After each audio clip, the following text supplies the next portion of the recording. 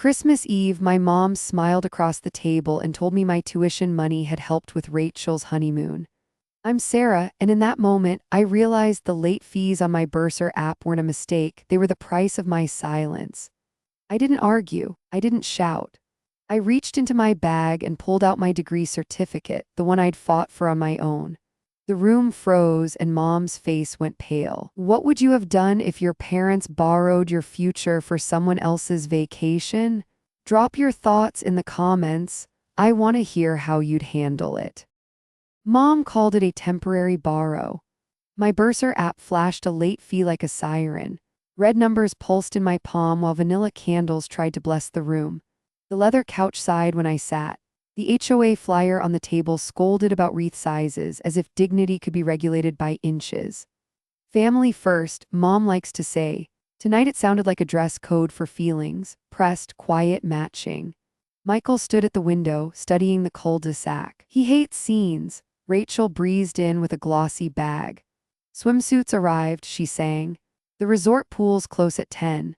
Her ring caught the lamp and threw light across the wall. Daniel followed, badge still clipped to his belt. Big quarter, he told Dad. Promotion by New Year's, probably. I rotated the screen toward my knee. Mom, did the bursar send you anything? I kept my voice safe, suburban. We're choosing our holiday photo, she said. Fanning scarves, jewel tones, nothing gloomy. She didn't look at me, she looked at the story. Speaking of pop, Daniel said, Prosecco? In the fridge, Mom answered. And Sarah, don't hunch, it reads defensive in pictures. The late fee throbbed, tuition paid, housing paid, lab fees paid, then a dust line, additional charge, new and not small. If it was borrowed, I asked, what was it borrowed for? The furnace coughed. For family needs. Mom said lightly, clustering, sweetheart, your sister's wedding compressed a few obligations, that's all. Compressed into my account, I said. Rachel adjusted her hair in the black TV screen. You're coming Christmas Eve, right? Mom's cheese board is ridiculous. Did anyone plan to tell me? I asked. Please don't ruin Thanksgiving, Mom said, gentle as a rule. We will make it right. Graduation was 6 months ago. Exactly, she said, smiling. As if I'd agreed. We're moving forward. Sweetheart, don't stress over small numbers, Mom said, polishing the sentence until it shined. I stood for the practice photo. Mom angled us to hide the outlet, the cord, the shadow. I bent my chin the millimeter she approved. In the freeze between clicks, I thought of the line that had appeared on my account like a bruise. I thought of the word borrow, quotation marks and all. When we broke, I slipped into the hall where the air ran cooler. I opened mail and typed 2 words, reallocate tuition. One thread rose like a neat label on a jar, temporary reallocation tuition. Mom's sentences lined up, ironed flat. Will temporarily reallocate tuition to consolidate family obligations. Michael is CC'd. Attachments waited at the bottom, budget Q4. XLSX holiday cash flow, PDF. Michael's address sat in the CC field, quiet. I opened the spreadsheet. Mint for inflows, coral for gaps, gray for coverage sources. In gray, Sarah spring tuition, borrow. A note cell, payback post-trip. Before graduation. Sarah, Mom called, sapphire or ruby. Whatever works, I said, unhiding a second tab. A memo appeared, HNY trip deposit with a 3-letter merchant code I knew from resort ads. Another cell, suite upgrade signature level. I flipped to my Bursar portal. The late fee posted the next business morning after the first reallocation email. Cause, meet effect. I took screenshots. I made a folder called Proof. Naming steadied me. Downstairs, laughter rose and fell. I hovered over reply, then didn't. Asking the thread to explain itself would only teach it to hide. Michael called up, picture 2? In a minute, I said. Don't drag your feet, Mom added. We're on a schedule. I returned long enough to be angled and arranged. Then I eased back down the hall and shut my door. The desk lamp drew a small circle of gold around my hands. I saved the attachments and locked my phone. Small numbers add up. I unlocked it again and checked the portal one more time to be sure I wasn't inventing a storm out of a forecast. The timestamps paired cleanly, email then fee. I exported the page, dropped it into Proof and typed a note, match deposit. Verify merchant code. Call Bursar 9 a.m. The house breathed its careful, suburban breath. Vanilla lingered. I read the subject line again, mouthing each word like it might taste different if I chewed slower. I didn't cry. I didn't even sigh. I just let the red late fee glow in my hand until it stopped feeling like an alarm and started feeling like a map. Temporary reallocation tuition. The dates matched. Reallocation the same day Rachel's resort deposit cleared. I said it out loud to stop my brain from sanding off the edges. My bedroom was a low-watt aquarium, laptop glow, desk lamp halo. The heater kicked on and the vent sighed. At the top sat Mom, Karen in perfect office voice, neat sentences, calm verbs, no nouns like guilt.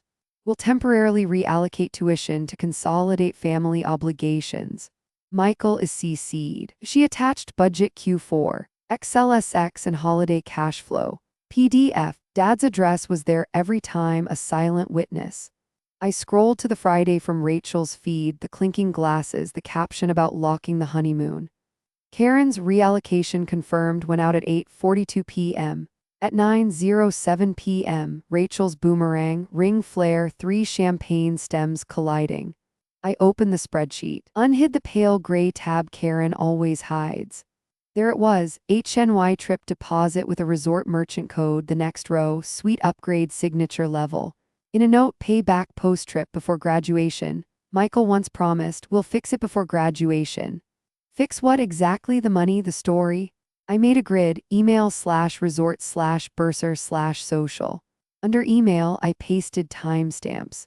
Under resort, I pulled Rachel's itinerary from the account still cached on my browser from the day she printed boarding passes here. Outbound and return dates blinked up. The deposit time clicked into the same minute as the reallocation. Under Bursar, I added the late fee posting the next business morning. Under social, I linked the boomerang. Screenshots, PDF, names like breadcrumbs, 01 email reallocation. PDF 02 sheet hidden tab. PNG 03 resort itinerary. PDF 04 Bursar fee. PDF 05 Rachel post. MP4. Naming things made me feel like the adult in the room. The adult in the emails had written, keep this thread internal. I captured that line too. Silence rang after the heater cut off. Karen's framing said family like a password. Consolidate family obligations. It sounds generous until you learn which family member pays. I read the CC field again. Michael, always there, never speaking. Silence is a tool when you use it right. I opened my Bursar portal, blue, bureaucratic. I exported a 12-month statement and added it to proof. Then I wrote the Bursar, careful and calm. Hi, I'm requesting a detailed account history for the last 12 months, including any third-party payments, holds, or loan authorizations associated with my tuition line items. Please include date, time, and method for each change. Thank you. I deleted urgent. I cross-checked Rachel's flight confirmation against the resort dates. Air hotel deposit 3 clocks 1 hour. Mini payoff favoritism caught in writing. I put that phrase in my grid more for my spine than for the case. My phone buzzed, call the bursar at 9 a.m. I said a second, ask for a supervisor if the first person hedges. I stared at the subject, temporary reallocation tuition, and imagined how Mom would say it at dinner.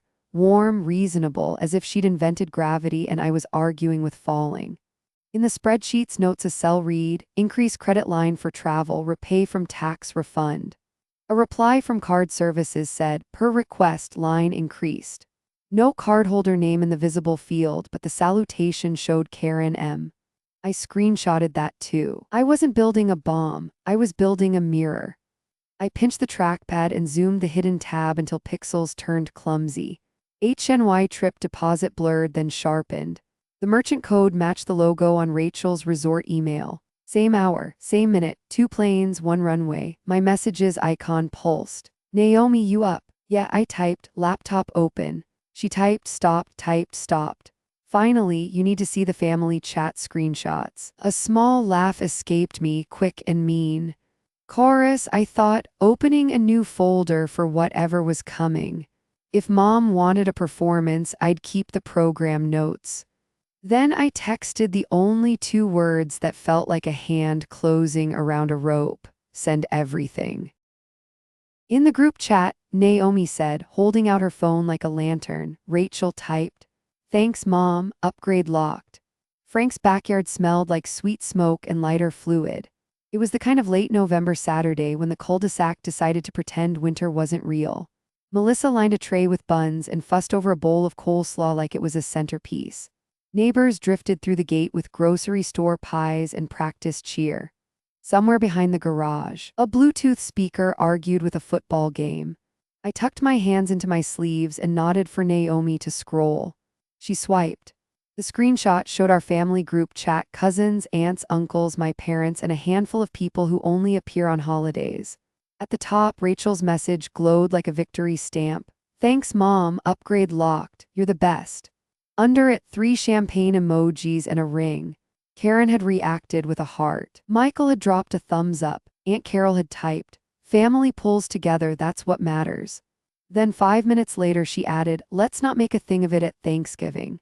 "Don't ruin Thanksgiving," Naomi said, reading the words in Carol's voice and rolling her eyes so hard they might have left orbit. "You know she's going to repeat it to your face." "She already has," I said. Naomi flicked to the next screenshot. More small talk. Then a block of messages the night of the booking. Rachel, "Mom, do you think we can do the signature level? The photos are insane." Karen, "Let me move a few things, we'll make it work." Michael, "Nothing." Aunt Carol, "Proud of you too, start married life right." Frank, a string of grill emojis like he didn't know what else to contribute. Melissa, "Can't wait for pictures." The timestamp lined up with the hidden tab I'd unmasked the night before. HNY trip deposit. Suite upgrade signature level. Borrow against tuition like air against a balloon. "Did you save all of these?" I asked. "I exported the chat as a PDF and also took stills of the important parts," Naomi said. "And I screenshotted the part where Carol tells everyone to keep it in the family for the sake of Karen's nerves." She looked up at me. "You okay?" I nodded. My mouth said yes. My stomach said, "You're standing on a dock that doesn't know it's rotten. Send them to me, full res." "Already shared to a drive folder," she said. "I named it Chorus because they're basically singing." She tilted her head toward the grill, where Frank was telling a neighbor about his new smoker like he'd invented heat. "You want a burger?" "Later." I swallowed. "I need to make a list." I stepped aside to the patio table and pulled out my phone. In proof, I created subfolders and typed like I was building scaffolding. 01 emails, 02 sheets, 03 bursar, 04 resort, 05 social, 06 chorus. Inside chorus, I added Naomi's files: chat export, PDF Rachel upgrade, PNG Carol Thanksgiving, PNG Karen Hart, PNG. For each, I wrote a note with the timestamp, the participants, and a one-line summary. Minute payoff #1 favoritism caught in writing. Behind me, Melissa laughed too brightly and said, "Sarah, come taste the sauce. I swear I finally figured out the paprika." I turned, smiled, said it was great. Naomi mouthed, "You got this," and handed me a napkin like a white flag I refused to wave. Aunt Carol appeared at my elbow the way she always does, all pearls and concern. "You look tired, sweetheart. Are you getting enough sleep? Holidays will do that to a girl." She lowered her voice. "And listen, don't bring up you know." She fluttered her hand, a vague cloud gesture meant to cover money, boundaries, history, need. "We don't want to spoil Frank's barbecue, or Thanksgiving, or Christmas Eve, or the honeymoon photos," she added with a smile that wasn't. "Which thing should I not bring up?" I asked. "The thing that happened or the thing we're pretending didn't?" Carol's smile tightened. "You always were literal." She patted my arm twice. "Family first, we can't be seen sniping at each other. Your mother is exhausted." "Exhaustion doesn't move money," I said softly. "She did it for Rachel," Carol said, already turning away, already finished. "Let the newlyweds have their moment. Don't ruin Thanksgiving." There it was again, the rule dressed up as a plea, as if the holiday were crystal and I was a bull, as if truth were a stain that only my hands could leave. Frank shouted hot dogs up, like it was newsworthy. Melissa passed paper plates down the line. Naomi and I migrated toward the fence where Ivy wrestled with chain link. "She'll never be on your side," Naomi said, "but I will." I looked at her. "Would you say that out loud, if it comes to it, in front of them?" She didn't blink. "Yes, that's not easy," I said. "You'll have to sit with them again next week." "I'll sit with a mirror," she said. "I'm tired of watching people rehearse reasons to ignore you." We stood there with the smell of smoke in our hair and the game audio bouncing across the yard in pieces. I pulled up my checklist and added, "Witness willing, Naomi will testify to chat content, timing, context." I added a second line, "Ask Lucas to confirm admissibility of screenshots." Naomi watched me type. "You're building a case," she said. "I'm building a spine," I said. "The case is a side effect." She grinned. "That's a line. Keep it, tell it back to me when I wobble." We rejoined the group long enough to nod at the neighbor who collects inflatables and to answer Melissa's question about my work. When people ask about work at family events, what they mean is, "Tell me you're not a problem." I said my hours were steady. I said I was grateful. Then I excused myself to the side yard and, with my back to the fence, opened the bursar portal to see if anything had updated since last night. The late fee sat there patient, a bruise learning its colors. My phone rang, unknown campus number. I stepped farther from the noise and answered. "Hi, this is Sarah." "Hello, Sarah, this is Pam from the bursar's office," a calm voice said. "We received your email requesting a detailed statement. I'm working on that for you." "Thank you," I said, breath held without meaning to. "There's one more thing," Pam continued, papers riffling faintly through the line. "I can see a loan application associated with your student profile that appears to have been initiated recently. It's in your name." The grill popped. The crowd cheered at something I couldn't see. The dog next door barked 3 times like an alarm. I pressed my free hand flat to the siding and felt the house vibrating with other people's noise. "In my name," I repeated. "Yes," Pam said. "We'll need to verify authorization." I closed my eyes. The yard kept moving without me. "Okay," I said. "Please send me everything you have." A loan I never signed could stain my credit for years. That sentence clanged in my head as I pushed open the bursar office door and stepped into air conditioner chill. The lobby smelled like toner and winter coats. A laminated sign asked us to take a number even though there were only 3 of us waiting. I took one anyway and watched it flutter in my hand like a nervous bird. Pam, the woman from the phone, recognized me. "Sarah, come on back." She ushered me through a half door into a narrow corridor lined with gray file cabinets that looked like they had opinions. "I pulled what you asked for, 12 months of line items, plus any holds or authorizations." And she lowered her voice, "The loan application we saw flagged on your profile." She set a manila folder on the counter between us. The paper was warm from the printer. I opened to a ledger that didn't care about my feelings. Each row had a date, a time stamp, a code there 2 rows down from the tuition post, addle fee. A day earlier, edge third party. To the side, a machine-printed memo I'd learned to hate, reallocation per family request. I looked at Pam. "Family request. That's the language we were given," she said. "It shouldn't be on your account if you didn't authorize it." She tapped another sheet. "Here's the loan item. It's a short-term installment product that can be packaged with tuition, but it still requires consent from the named student." She pointed to a box labeled authorization and frowned. "This is odd. Instead of a captured e-sign, there's an attached email string from," she scanned, "Karen M. and a note, student consent implied, family managing finances." My teeth touched too hard. "Implied by who?" Pam slid me a photocopy of the email header. "From Karen M. CC Michael. Subject, student will proceed. Family consolidating obligations." I photographed the header, the note, the transaction numbers, and the timestamp that sat like a thumbprint I couldn't wipe away. "Mini payoff," I thought bleakly. "You're not crazy," they wrote it down. "Can I get printed copies?" I asked. "Take the whole packet," she said. "We'll email you PDFs too. I'm also flagging the account to pause collections until this is resolved." She met my eyes. "I'm sorry you're dealing with this during the holidays." "Me too," I said, and meant both parts. Outside, the air felt warmer than it should have. I tucked the folder under my arm and crossed to the bank. A block of smoked glass and steel with garland looped along the teller line like cheer could accrue interest. A young man in a navy suit introduced himself as Evan and said he could help with account research. I slid him the transaction number for the ADJ third party, and because honesty had stopped working, the 3-letter resort merchant code I'd seen in Mom's hidden tab. Evan typed politely. "Okay, I see a transfer from a household joint account ending in 43, then a same-day authorization to a travel vendor." The memo is HNY trip deposit. His eyebrows did a small, involuntary hop. There's a second same-day authorization to the same vendor tagged suite upgrade, signature level. Looks like the card limit was increased that evening. Increased how? Internal note says per Karen M. request. He rotated the screen slightly so I could see the line without committing a policy sin. Do you need a printed statement? I need two, I said, and my voice didn't shake. One with the transfer, one with the increase. He printed and stamped them with a blue circle that said certified copy as if truth required a notary. Anything else? Is there a signature on the transfer?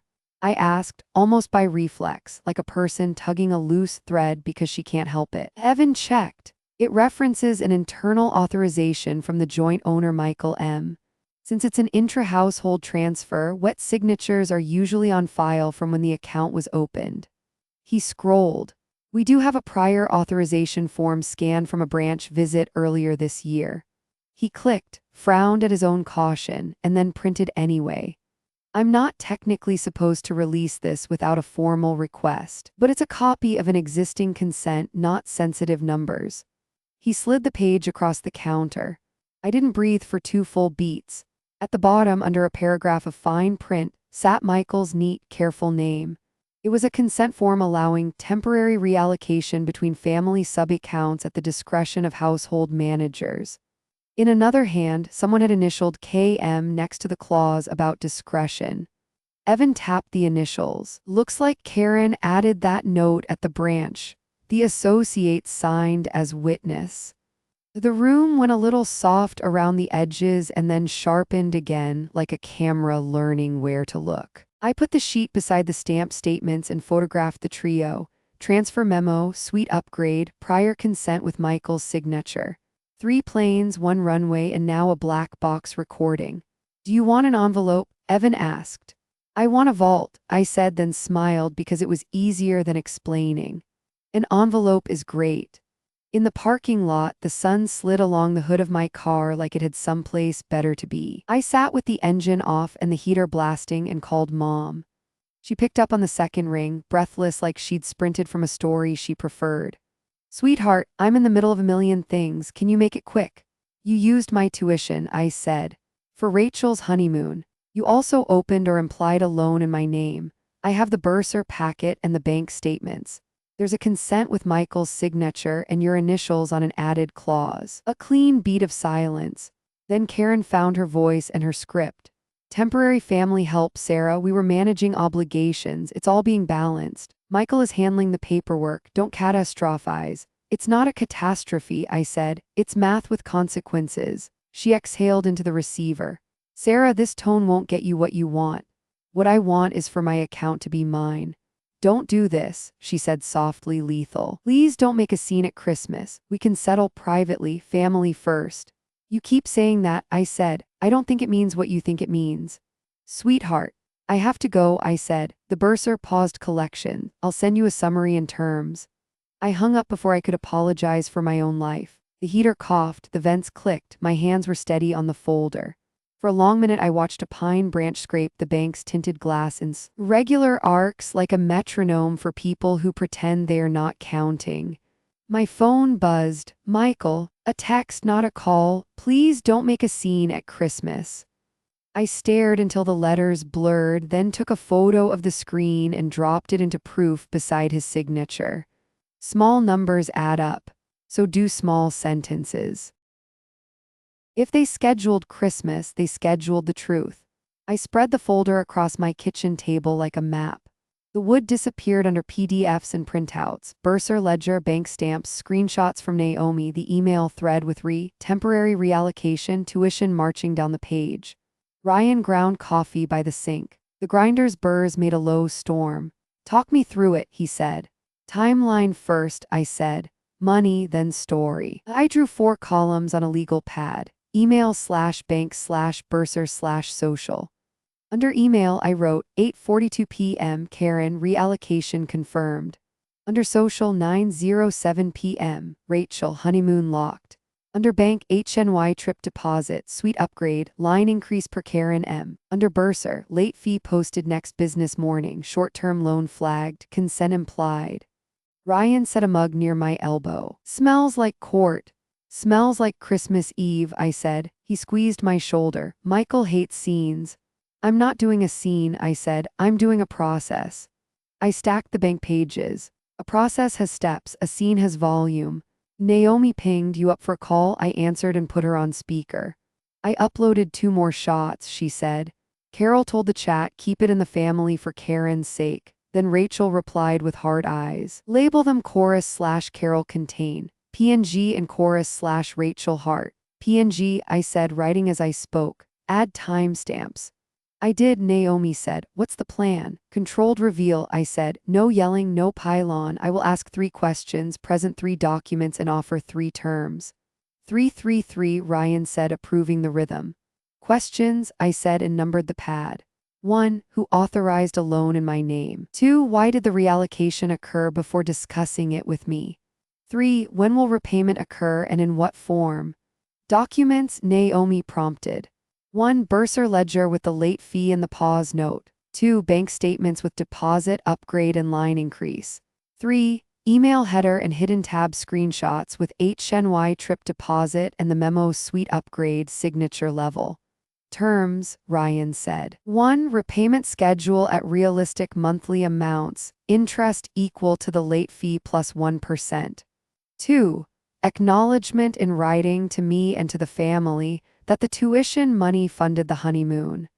3. Trust amendment clarifying that discretion cannot include educational funds belonging to a named student without written consent.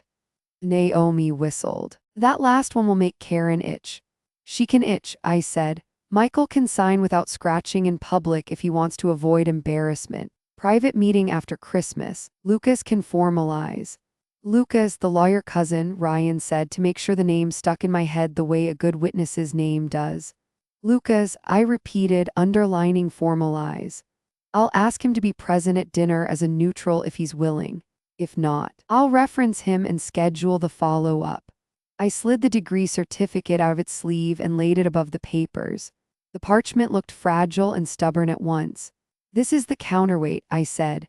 They call what they did family first. I call this work first, sweat first. Loans I did consent to. I set it down, then the proof kit, then the terms.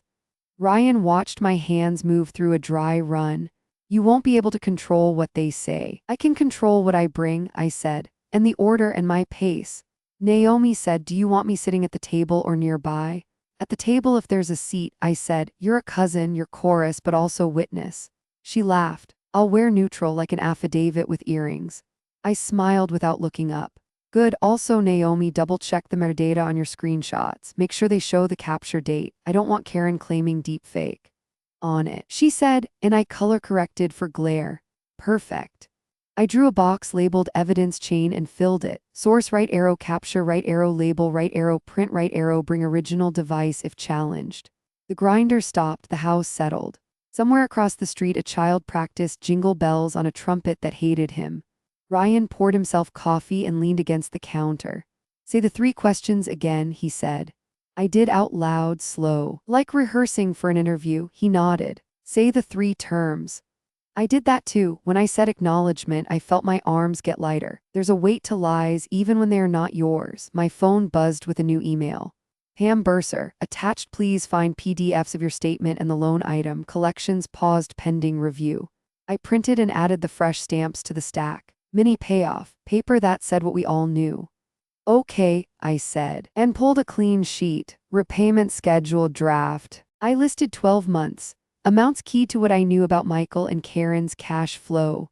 Mortgage, property taxes, Rachel's car note, Daniel's temporary ask Michael had covered last spring.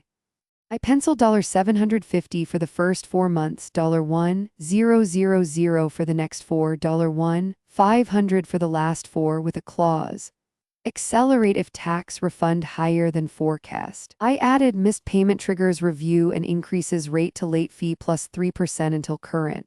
I kept my pen steady. I kept my breathing slow. "You sure about the interest?" Ryan asked.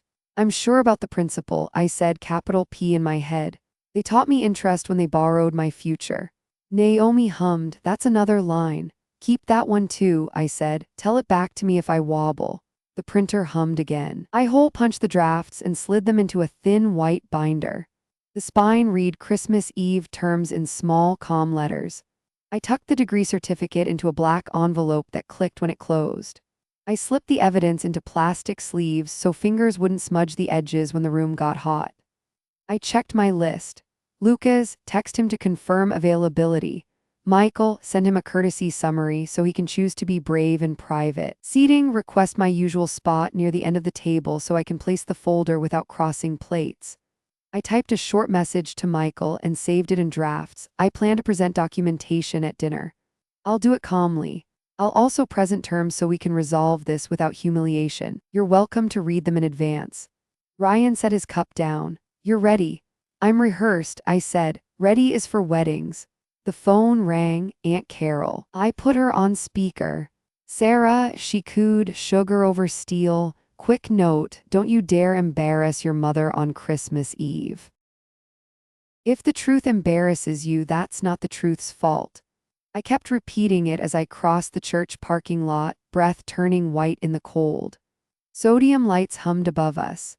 The nativity tableau on the lawn leaned a little, as if even the shepherds were tired of performing. Don't ruin the holiday, I heard in Karen's voice, and then in Carol's, and then in the HOA newsletter tone that lives in this suburb like fog. Naomi waved me over to the far edge where the asphalt met frozen grass. Lucas stood beside her in a plain wool coat, hands in pockets, lawyer calm even on a Sunday. You must be Sarah, he said. I read what Naomi sent. I brought my brain, we can start there.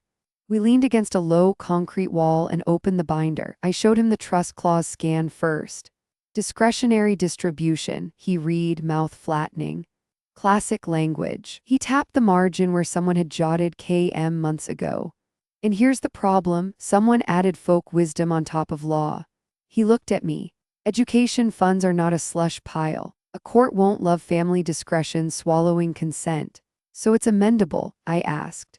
It's amendable, he said. 2 paths. 1, a private amendment where your parents clarify that educational funds in your name require your written consent. 2, if they balk, you pursue declaratory relief to interpret the clause. You have facts, timestamps, effect on your credit, and a paper trail of intent. Not perfect, but sturdy. Cole dug through my coat. I want the first path. Good, he said, your terms get you there. Repayment, acknowledgement, amendment. Clean, keep the tone procedural, do not wander into grievance. Don't say betrayal, say authorization. Don't say stole, say reallocated without consent. Let them choose dignity. Michael hates scenes, I said. Then give him an off-ramp, Lucas replied. Send a summary now, let him read it privately and be brave in private. Naomi nudged my arm. You're not alone, she said. I'll sit at the table, I'll say what I saw. We heard shoes on gravel. Michael approached from the side door, coat unbuttoned, tie askew the way it gets when he's played peacemaker all morning. He glanced at Lucas, cousin, yes, but also lawyer, and then at me, then at the binder like it contained a fire and a mirror. Walk with me, he said. We moved along the edge of the lot, cars clicking as they cooled. I handed him a 1-page summary clipped to the front. The 3 questions, the 3 documents, the 3 terms. He read while walking, lips moving a little like he was counting. Halfway down the page, he winced. Dad, I said softly, I'm going to present this calmly at dinner. I wanted you to see it first. You can choose to be the adult in the room. He swallowed. Your mother meant well. I don't doubt that she meant something, I said. But the loan is in my name. The fee hit my account. Meant well doesn't undo authorization. He stopped walking. You always argue like this. Like what? Like a spreadsheet, he said, almost smiling and then not. He looked back at the church, at the manger scene, at nothing.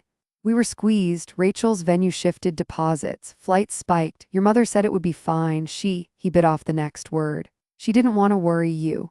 She didn't want accountability, I said. There's a difference.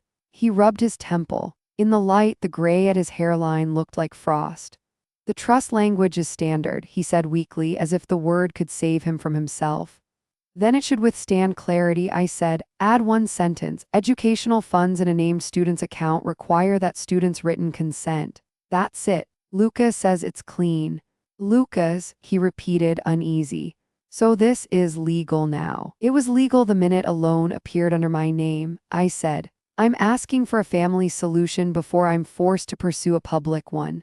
He looked at the summary again, thumb leaving a small crescent in the paper. Your mother said Rachel would pay it back after the trip. He blurted, too fast, like a secret escaping. His face closed the second he heard himself. After the trip, I repeated. He nodded once, tiny. That was the plan. Before graduation is what she wrote, I said. Both can't be true. The wind moved across the lot, dry and thin. He folded the page and unfolded it. Please don't make a scene at Christmas, he said at last, but the sentence sounded smaller now that it was out here with the cars and the cold. I'm making a schedule, I said. A scene is what happens when people refuse to read it. He exhaled, fog puffing. I'll read it, he said. I'll talk to your mother about the amendment. Thank you. I didn't add for choosing dignity. I didn't trust the word to land.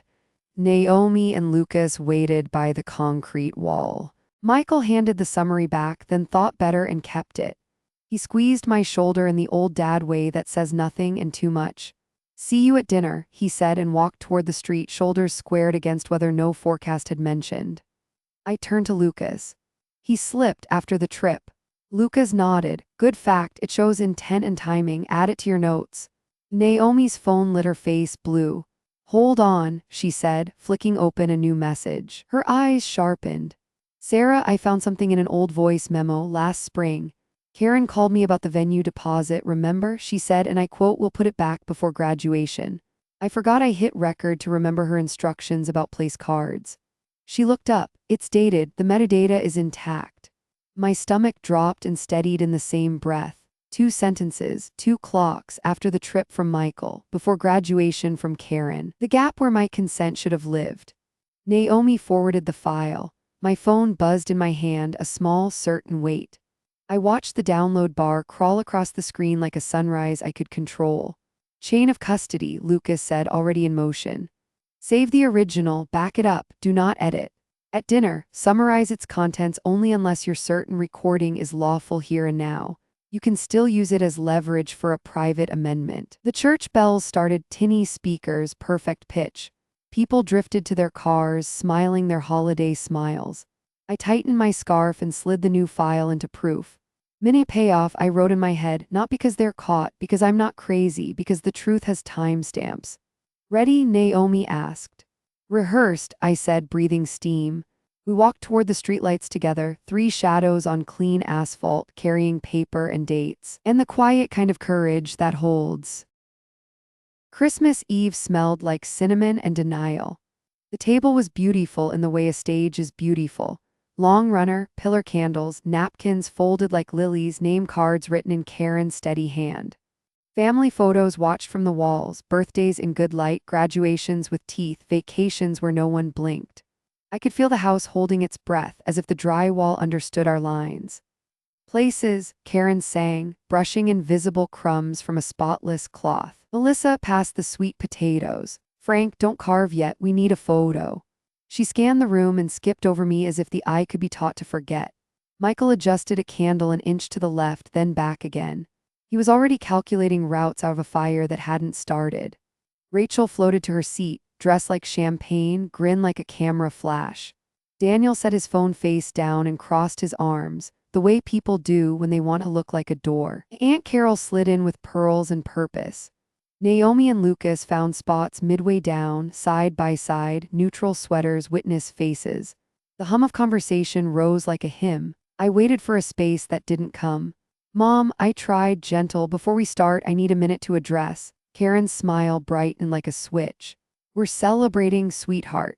She lifted her glass. Let's keep the energy up. It will take 1 minute, I said. There are authorizations. Carol's voice cut the table like a butter knife through a soft roll. Sarah, not tonight. She smiled at the cousins, call on concern that smelled like control. We don't air bookkeeping at Christmas. Bookkeeping already happened, I said. My account shows. Rachel laughed into her napkin. This is exactly why we told you to relax. She stage whispered to Daniel, the way people pretend not to be heard when they absolutely mean to be heard. Can't she just enjoy the holiday? Michael cleared his throat. Let's slice the roast, he said to Frank, eyes pleading, move the scene along. Dad, I said softly, you've read the summary. His eyes met mine and didn't hold. We'll discuss, he said. Later.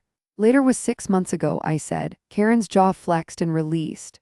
Sarah, she said low now, the register she uses to reshape reality. This tone doesn't get you what you want. What I want is consent, I said, and an acknowledgement. Lucas went still. Naomi's hand edged under the table toward mine and stopped because she knows I like to stand on my own feet. Carol laughed a small, bright laugh that broke on the edges. Ungrateful, she said, as if naming it made it true. Your mother planned this dinner. She is exhausted. She has carried this family on her back. She carried my tuition to the resort, I said. It came out flat, not loud, flat like a level placed on a table. Rachel's fork chimed the plate. Oh my God, she breathed theatrical. Are we doing this? Karen's smile vanished like a light blown out. Sweetheart, she said, and the word was a warning flare, not tonight. She put the glass down with a click. We will not let you make a scene. The table complied, heads pivoted to me, bodies stilled. Even the candle steadied as if the flame had understood the cue. In the pause, I could hear kitchen metal settle, the low hum of the fridge. A neighbor's door thunking shut 3 houses down. For one sick heartbeat, I saw myself the way they wanted me to be seen, the girl who breaks nice things. I felt heat crawl up my neck to my ears. Humiliation is not loud. It is a shrinking. It is a room leaning toward you as if gravity has an opinion. I breathed once, twice. Then I set my napkin on my lap like any well-behaved daughter at a well-set table and said, then let's keep it simple. Karen blinked. Pardon, I don't need a scene, I said. I need a sequence. I reached into my bag and placed a stiff black envelope beside my plate. I did not open it yet. I let it sit. Its edges made their own weather. One question, one document, one term, then we eat. Put that away, Karen said, voice thin. This is not a courtroom. It's a table, I said. Tables are where families tell the truth. Daniel leaned back harder, chair legs complaining. What's in the envelope, Sarah? He asked like a dare.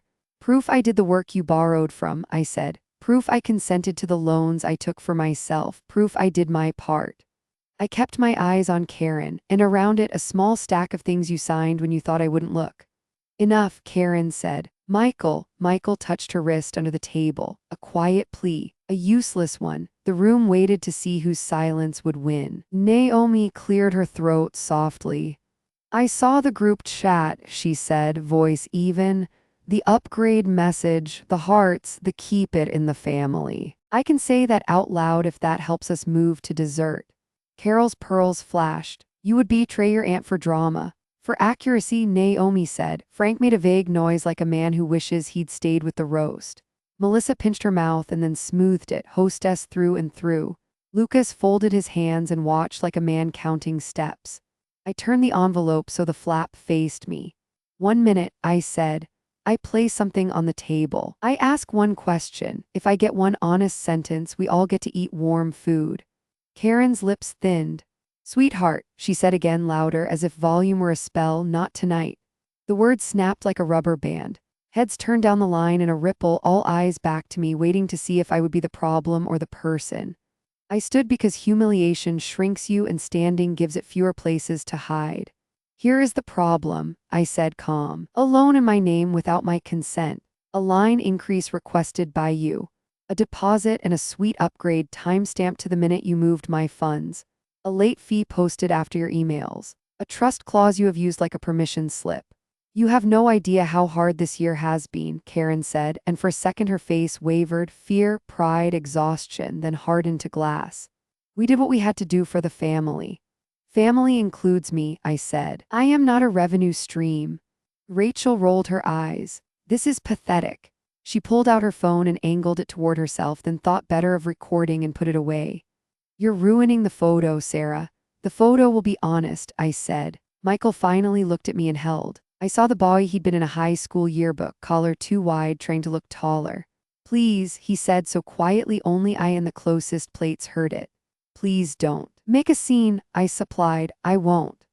I touched the envelope with 2 fingers and slid it 6 inches toward the center. The candle flame nearest it leaned as if reaching for a reveal.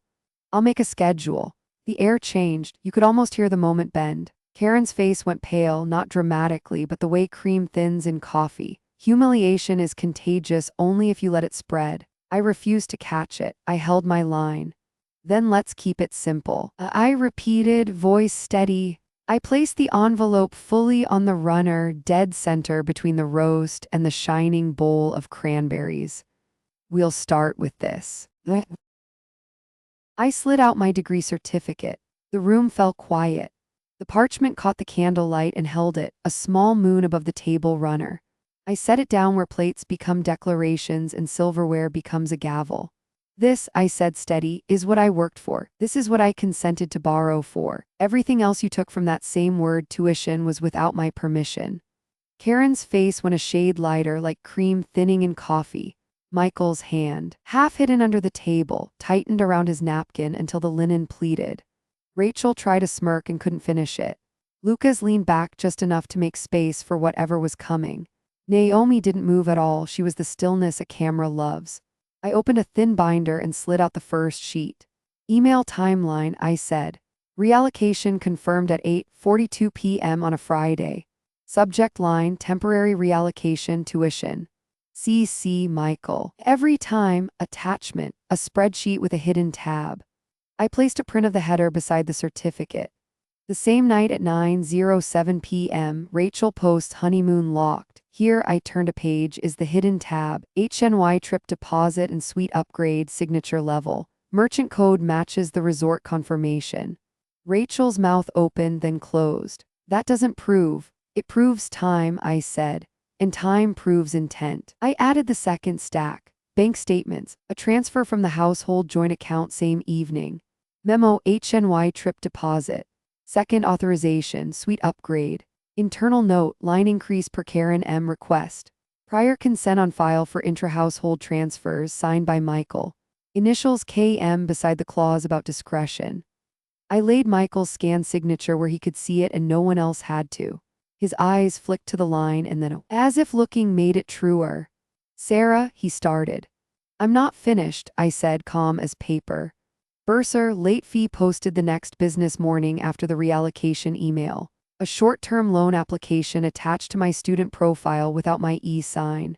Note, student consent implied, family managing finances. Collections paused pending review, that's in writing. I set down the ledger and the pause notice. The candles made small ovals of light on the margins like spotlights cueing the next scene. Aunt Carol reached for her glass and missed it by an inch.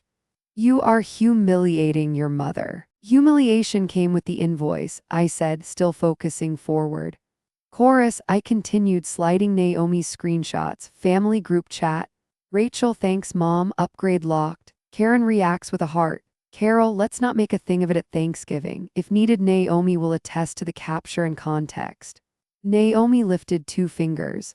I'll testify to what I saw and when I saw it. Karen swallowed, her lipstick left a brief, perfect mark on her water glass. Sweetheart, you are making a scene, she said, but the word had wobbled, losing starch. I'm making a sequence, I said. One more item. I am not going to play a recording at this table. We may be in a one-party state, we may not. I'm not testing that tonight. But I will summarize a dated voice memo Naomi took last spring while you discussed place cards. Your voice, Mom. We'll put it back before graduation. I turned not to Naomi but to Michael. And yours, Dad, earlier today, Rachel would pay it back after the trip. The words don't agree. The timeline lands on me. The room did the thing rooms do when truth stops being furniture and starts being weather. Candles hummed. Silverware lay obedient and bright. At the end of the table, Frank whispered something to Melissa and then decided not to follow it with sound. Daniel stared at the empty space 2 inches above his plate like he could will it to be a door. I breathed, slow. Here are my terms, I said, lifting a single-page print and reading without hurry. 1. Repayment schedule 12 months, first 4 at $750, next 4 at $1,000, last 4 at $1,500. Accelerate with any tax refund above forecast. Interest equal to my posted late fee plus 1%. Missed payment increases rate by 3% until current. 2. Acknowledgement in writing, to me and to the family members present, that the honeymoon deposit and upgrade were paid from funds labeled tuition in my name without my consent. 3. Trust amendment. Add 1 sentence clarifying that any educational funds in a named student's account cannot be reallocated without written consent from that student. Lucas can formalize privately this week. Lucas nodded once, neutral.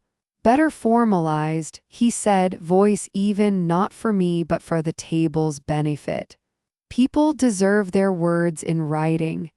Karen's mouth opened and nothing came out. It was not drama, it was physics. When a story collapses, the air has to go somewhere. Her fingers touched the rim of her plate and then withdrew as if it were hot. Michael, she said finally, reaching for his name like a handrail. He looked at the schedule, at the little math that wasn't little to him. He looked at the amendment line, short as a bandage. His throat worked. Can we, he started, then shifted tactics. Can we discuss this privately? Of course, I said. I prefer it. My goal isn't spectacle, it's boundaries. I tapped the degree with one finger. But the request for acknowledgement is public because the harm was. I won't be told I imagined it in a closed room and then thanked for being gracious. Rachel laughed, a thin, high sound that frayed on release. We thought you'd never notice, she said, suddenly small in her big dress, the sentence falling out as if she'd tripped on it. Her eyes filled. She looked at Karen as if cues had failed. You said she wouldn't. Karen's hand hovered and dropped. The candle at her elbow guttered and steadied as if it had been given a note and chose to hold it. I slid the pen across the schedule and set it by Michael's plate. Dad, if you sign the amendment this week, we avoid court. If you both sign the repayment, we avoid collections on my side. If you both sign the acknowledgement, we avoid rewriting history every holiday. I let the words rest. Better formalized, I repeated almost gently. Silence thickened, then thinned. The plates breathed, someone's fork clicked against china and froze. From the living room, the tree lights blinked on a timer, unaware of the hour's new shape. I closed the binder, left the certificate where it lay, and folded my hands in my lap like any polite daughter waiting for grace. Tonight, I said finally, I am not asking you to beg. I'm asking you to behave. I looked down the table and back. We can eat while this cools on the runner. Or we can sign and then eat warm. Either way, I will not carry what you borrowed. No one moved. Then, as if the air had to choose a direction, Rachel made a sound halfway between a laugh and a sob. We thought you'd never notice, she repeated, voice breaking into the truth her face could no longer hold. By morning, our cul-de-sac already knew. The Christmas lights still blinked obediently, but the air had that charged, whispering quality of a school hallway after a fight. I stepped onto the driveway with a travel mug and the folder under my arm. Frost sketched the hood of my car. Across the street, Mr. Patel gave me a careful wave, the way you wave at a neighbor who has accidentally become news. The HOA Facebook group must have done laps all night. Holiday photos spread fast. The cousins had posted carousels, twinkle lights, glazed ham, matching pajamas. Somewhere between slide 4 and 5, the comments bent sideways. Are you okay? Call me. Families are complicated. I could feel the suburb aligning itself into teams, those who love a scene and those who love the idea that there wasn't one. Aunt Carol crossed the lawn in a quilted coat, pearls steady against the zipper. Her voice had lost its shine. Sarah, she said, not cooing this time, we should talk. We will, I said, cupping the mug with both hands for heat. But we'll also write. She flinched at the last word. No need to escalate, she said. We can handle this as a family. How about a quick council after gifts? We'll keep it short. Council works for me, I said, but we'll keep minutes, names, statements, decisions. Carol glanced at the street like it could rescue her. That seems formal. Better formalized, I said, hearing Lucas's voice in my head. Accuracy is a kindness. Ryan slipped outside, wrapped an arm around my shoulders, and kissed my temple. Hold your line, he murmured. Let the paperwork do the talking. Neighbors trickled past with paper plates and leftover tins. Mrs. Alvarez leaned in for a hug, whispering, proud of you like contraband. Mr. Patel asked about the forecast, safe weather, safe topic, and then softer said, boundaries are good fences. I nodded. The phrase tucked itself into my pocket. We met in my parents' living room at 10. The tree blinked on a timer. Karen sat upright on the leather couch, makeup perfect, color gone. Michael hovered near the mantel as if the stockings might deputize him. Frank and Melissa took one chair together, Carol the other. Naomi perched on the arm like a stenographer in knit. Lucas set a legal pad on his knee, neutral sweater, neutral face. I'm calling this to order, Carol said, performing confidence. We're here to restore harmony. We're here, I corrected gently to restore accuracy. Harmony can follow. I placed a thin notepad on the coffee table. I had printed family council minutes at the top. Below it, attendees, agenda statements, decisions, signatures. Naomi clicked a pen. Karen exhaled through her nose. This is humiliating, she whispered. It's clarifying, I said. Agenda is simple: acknowledgement, repayment schedule, trust amendment. Then we eat cinnamon rolls like civilized people. Michael's eyes flicked to Lucas, then back to me. I'd prefer we keep this brief, he said. Then don't stall, Naomi said without heat. She looked at Carol. You asked for counsel. Frank cleared his throat. How much are we even talking about? He asked like a man who wants numbers to save him from nouns. I answered. Deposit upgrade fees. The schedule is tiered to what they can reasonably pay. I slid copies across the table. $750 for 4 months, $1,000 for 4, $1, $500 for 4, with acceleration if tax refund exceeds forecast. Late payment bumps the rate 3% until current, I added. That clause isn't punishment, it's gravity. Ryan squeezed my knee. Melissa, hostess even in crisis, offered a plate of orange slices no one took.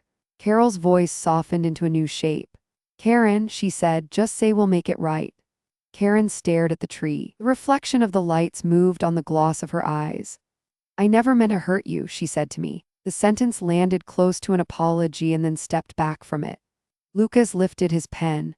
Let's start with the acknowledgement, he said, mild. Who will speak it for the record? Silence leaned in. I waited. We all did.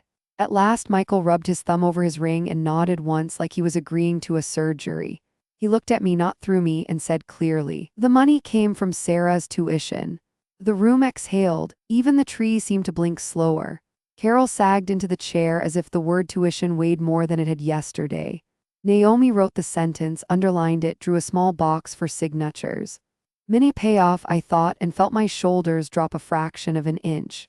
Next, I said, voice steady, repayment. Michael reached for the paper. Karen pressed her lips together, a color returning in a rush that looked like anger and felt like shame. She didn't speak. He scanned the months, the amounts, the acceleration clause. This is feasible, he said finally. We'll need to adjust groceries and postpone the deck repair. Deck's wait, Frank said, surprising himself. Karen's eyes shot to him. Easy for you to say. Easy because it's true, he replied, softer than his words. Lucas nodded. If both of you initial each line and sign at the bottom, I'll draft a formal version you can sign at my office. We'll attach today's minutes as Exhibit A. Exhibit, Carol repeated faintly like the word had sand in it. Naomi slid the notepad to the center. Attendees, statements, decisions, she said, tapping each section. This isn't an indictment, it's a record. Ryan leaned to me. You're doing great, he whispered. I felt unexpectedly like someone walking across a creek on flat stones, wobbly then sure, then wobbly again, then sure. Karen stood, paced to the tree, paced back. Fine, she said, not to me, not to anyone, but to the air that now carried the shape of what had been said aloud. We'll pay it back. And the amendment? I asked. She stared at the floor, then lifted her chin an inch. Add the sentence, she said. Educational funds, written consent. Lucas wrote trust amendment draft and tucked it into his pad. I'll circulate language today, he said. We can finalize tomorrow if you'd like a clean start to the week. The neighbors' carols drifted in from the sidewalk, tinny through winter air. Melissa handed Karen a pen. Michael signed first, initials neat on each line. Karen followed, her hand steady as if will alone could keep letters from shaking. Naomi wrote their names into the minutes. I signed to acknowledge receipt, not forgiveness. Carol tried a smile and found a new one, smaller, truer. Thank you, she said, to no one in particular, which is sometimes the bravest way to say it. We stood. The living room reassembled itself into a living room. The tree returned to decoration. The stockings returned to red. Karen cleared her throat. Cinnamon rolls, he asked, voice uncertain in a good way.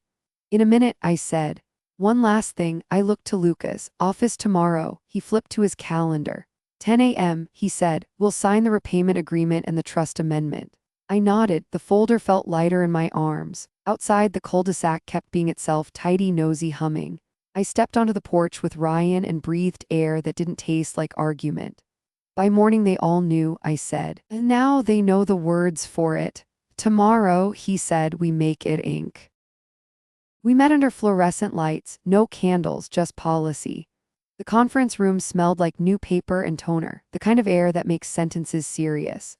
Lucas had already stacked the packets in neat piles. Repayment agreement, trust amendment, family council minutes, exhibit A. A copier hummed in the hall like a white noise machine for difficult truths. Naomi sat at one end with her notebook, witness calm. Ryan took the chair beside me and folded his hands, knuckles pale. Karen entered first, coat folded over her arm like armor temporarily set aside. Michael followed, tie straight today, hair combed as if order might leak from his part into the rest of his life. Rachel hovered near the door and looked everywhere but at me. Thank you for coming, Lucas said, professional warmth on low. We'll go step by step, do it properly. He began with the acknowledgement paragraph and read it aloud, word by word. Michael signed, letters careful. Karen signed, jaw tight, eyes wet. Naomi noted the time. Lucas slid the repayment schedule forward. 12 months, he said, tapping each line. Acceleration clause if refund exceeds forecast. Late fee interest plus 1%, missed payment increases by 3 until current. Payments due on the 15th. Michael nodded. It's clear, he said, and initialed every monthly box like planting stakes. Karen sighed and initialed each one too. Rachel fidgeted with a bracelet that clicked against the table, small thunder in a room built for paper. The trust amendment, Lucas said, turning the page. He read the single sentence aloud. Any educational funds held for or titled in the name of a specific student may not be reallocated without that student's written consent. He looked to Michael. This clarifies your intent and prevents future ambiguity. Michael's signature found the line. Karen paused. I never meant, she began, then stopped. No, that isn't the point. She signed. The pen made a decisive sound that felt like a door shutting on the wrong year. Lucas stamped the first set and handed copies to Naomi. The copier chirped. Ryan squeezed my hand under the table, a quick code, here, here, here. I breathed in, held, released. Thank you, I said, and meant all the angles. I'll forward the bursar confirmation once the first payment posts. They paused collections. I want to close that loop. Michael nodded again, smaller. We'll make the first transfer today. Karen set the pen down and looked at me directly for the first time since Christmas Eve. The fluorescent lights were unkind. Real life often is. I am sorry, she said, the sentence slow, waited. Not for being caught. She made herself hold my eyes, for telling myself a story that made you the flexible one. It wasn't absolution, but it was accuracy. Thank you, I said. I accept the apology as a beginning. Rachel swallowed. I should have, I knew. Her voice thinned. I wanted the upgrade. I told myself it was symbolic. It wasn't. The bracelet clicked again. I'm sorry. Paying it back is part of the apology, I said, not unkind. So is not asking me to pretend it was something else. Lucas slid the stamped copies toward me. The rubber seal left clean circles of authority on each page. Certified true copy. He placed a last document on the table, a short memorandum of understanding summarizing our meeting, then clicked his pen closed. We're done, he said, unless anyone wants to add conditions. I do, I said, turning to Karen and Michael. I need distance while we work the schedule, limited contact until we're current, no surprise visits, no group chat theatrics, logistics by email, holidays optional. Karen stiffened, then nodded once, as if admitting the weather. Michael looked relieved, which surprised me. Boundaries help, he said, and I believed him. We stood. The copier finished its last page like an applause no one had to fake. Lucas handed me a flat envelope with the stamped agreements and the minutes. It had weight. It didn't feel heavy. In the hallway, Rachel touched my sleeve. Do you still want the robe we bought you?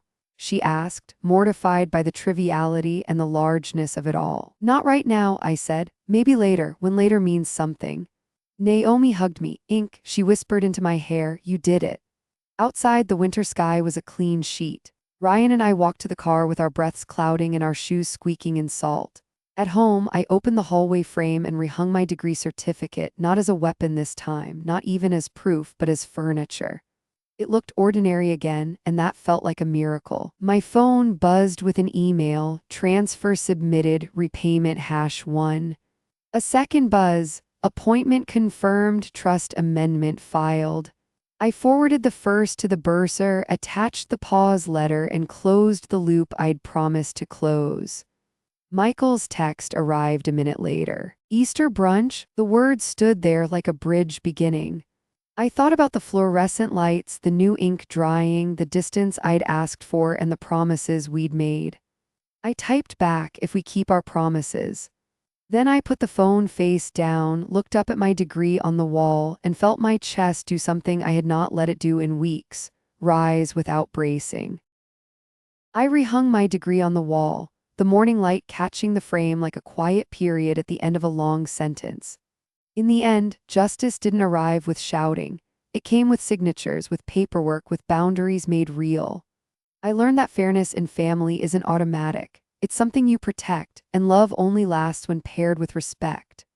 Outside, the sound of children playing in the snow reminded me that life keeps moving, this time with my shoulders lighter. If the story touches you, please like, share, subscribe, and leave a comment.